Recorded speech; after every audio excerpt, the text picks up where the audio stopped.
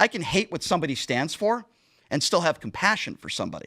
I didn't have compassion for Osama bin Laden. I'm not. You think I would compare? Hold on a second. That's ridiculous. I hear from the right, and I talked about this on Piers Morgan, where Riley Gaines said Democrat politicians are celebrating the death of Charlie Kirk. I said, can you name me one?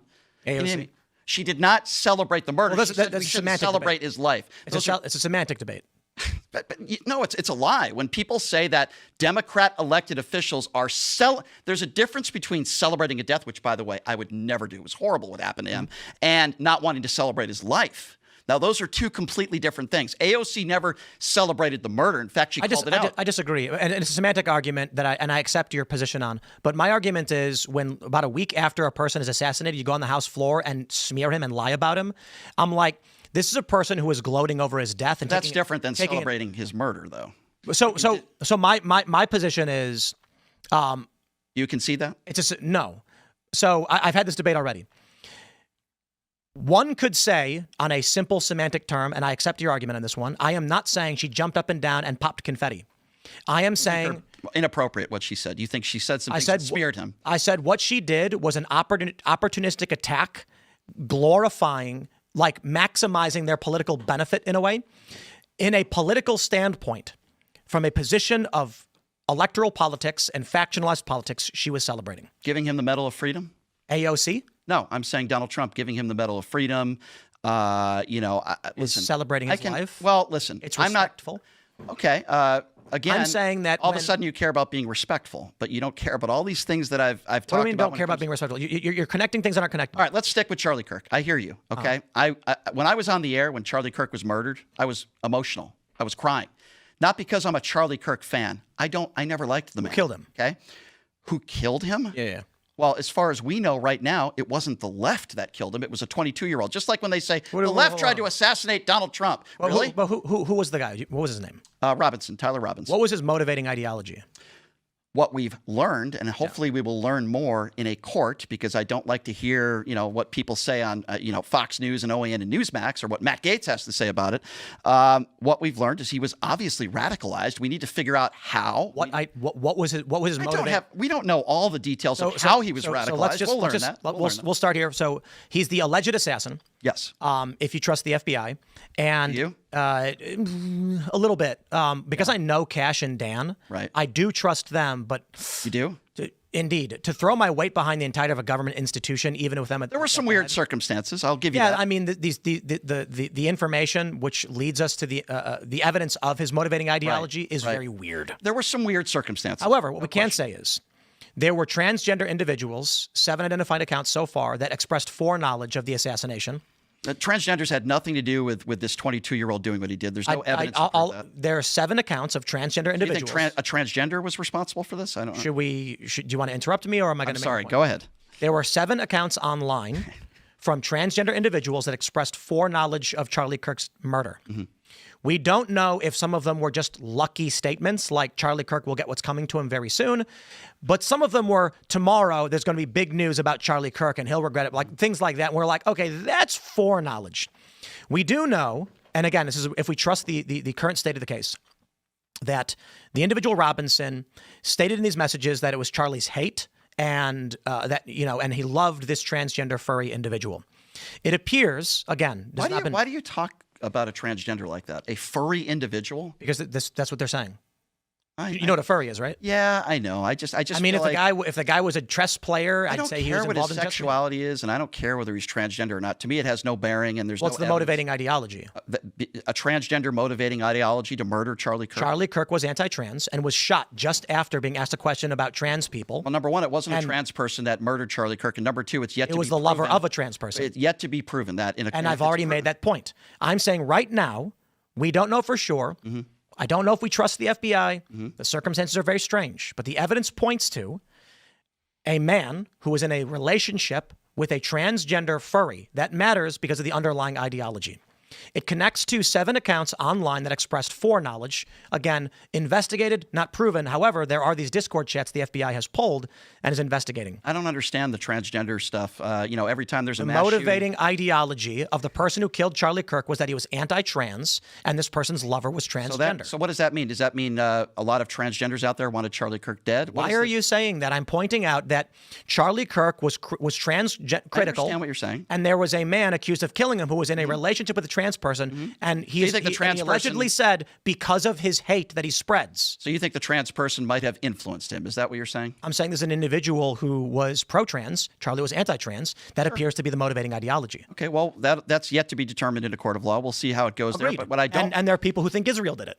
Well, yeah. I mean, I think that those people are idiots.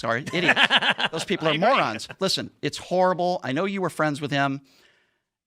I disagree with Destiny, a lot of other people that haven't completely denounced this. It is absolutely... The man was a father. He's a husband. I despise a lot of the things he said. I thought he spread a lot of bad things. Like what? Okay, let's start off with Paul Pelosi. Okay, so...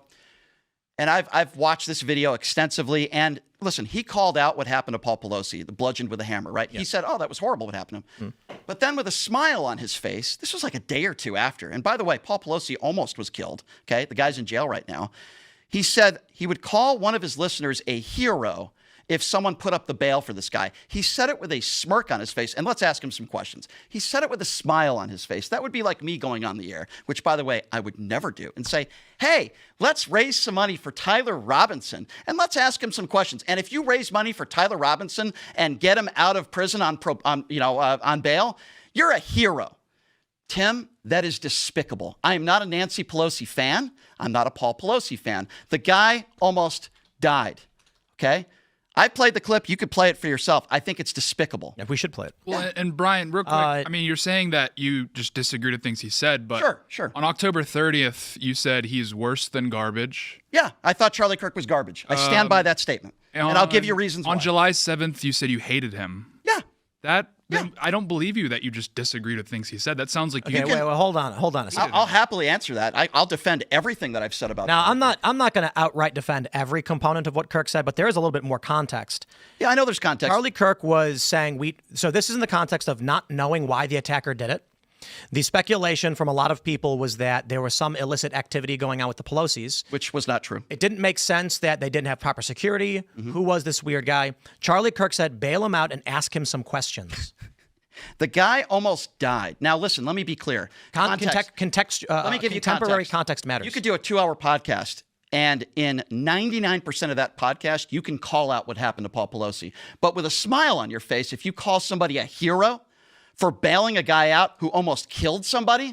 I mean, I'm looking at Politico.com. Like I'm looking at the New York Times. I hate that. I'm looking it's at hard all to these believe. places, and there's a little bit of mention here. For example, Politico says top Republicans reject any link between GOP rhetoric and Paul Pelosi assault. Of course you should reject any link.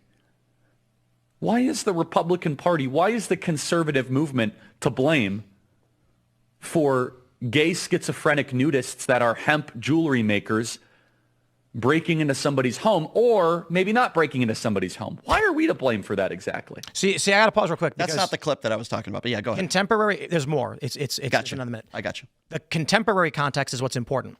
We cannot look back after already knowing the details you know and scoff at a comment made at a time when we didn't know. Okay, but here's what I will say to that. And why is he still in jail? Why has he not been bailed out? By the way, if some amazing patriot out there in San Francisco or the Bay Area wants to really be a midterm hero, someone should go and bail this guy out. I bet his bail's like $30,000 or $40,000. Bail him out and then go ask him some questions. It's not a hero, Tim. No matter what his bail is, they're going after him with attempted murder, political assassination, all this sort of stuff. I'm not qualifying it. I think it's awful. It's not right. But why is it that in Chicago you're able to commit murder and be out the next day? Why is it that you're able to trespass, second-degree murder, arson, threat of public official, cashless bail? This happens all over San Francisco, but if you go after the Pelosi's... Oh, interesting. Yeah, that's not true. So the full context is whether he's right or wrong. He was wrong. Attempted murder, he's wrong. He's making an argument that in these jurisdictions, they tend to revolving door a lot of these criminals, but not the guy who attacked Paul Pelosi. And he's making 2 points as it pertains to a midterm hero who would bail him out, and that is show Democrats this is what you do, and also ask him questions, because at the time, they didn't know if this guy was like buying drugs or something. I understand what you're saying, but the point that I'm just trying to make here, and I can give you many of other examples, the day after somebody is almost killed with a hammer, you can have a conversation about, well, geez, why are these people not getting bailed out, and why are these people getting bail? To call somebody a hero or a patriot. A midterm hero. Yeah. He also a patriot. Just like, you know, it's I funny, think they'd be a patriot because they would be able to ask this guy questions, which got information, which then affected the midterms. Don't you think it'd be a little bit more prevalent for law enforcement to ask him questions than somebody who bails him out? It's ridiculous. It's immaterial. I give Charlie Kirk's statement here a D-. Okay, I appreciate that. I don't think it was a good thing to say, but I understand the greater context of what he was saying. Albeit Charlie has had many statements where it's like, Charlie, you could have said that a lot better. If he came out, you shouldn't call someone a hero over this. It was very, very bad.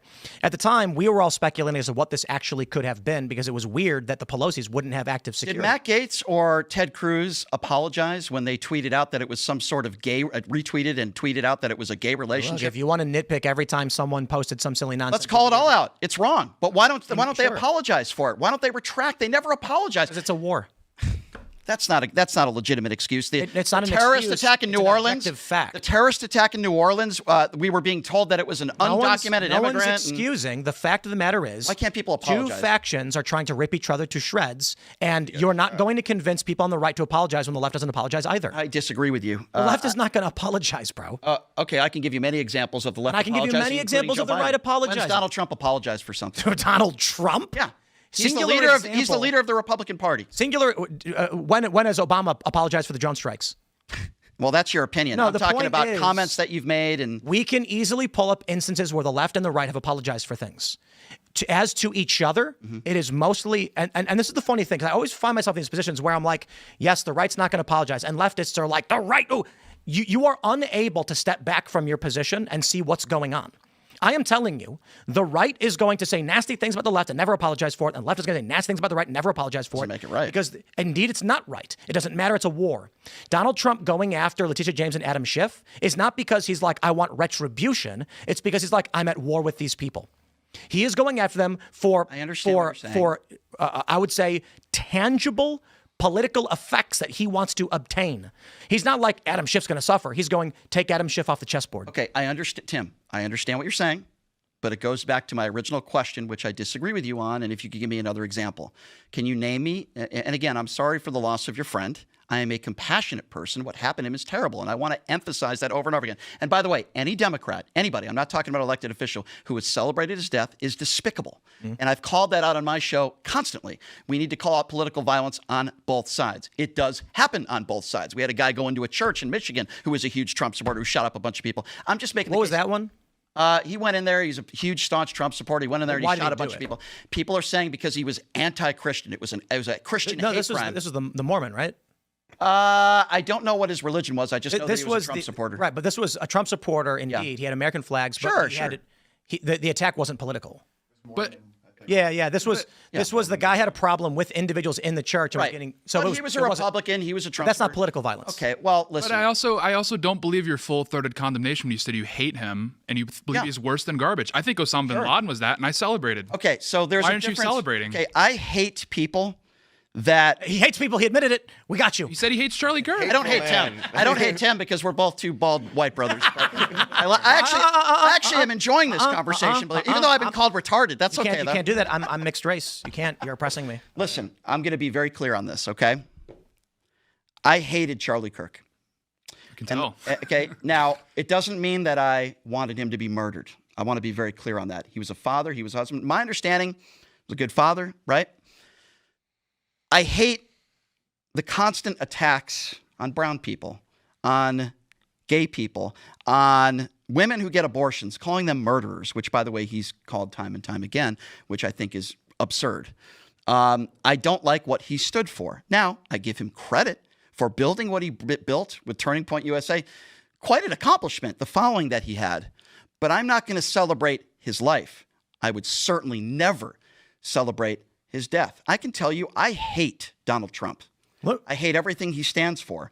Doesn't mean that I want him to be assassinated, because I don't. What happened to Charlie Kirk is terrible for the country.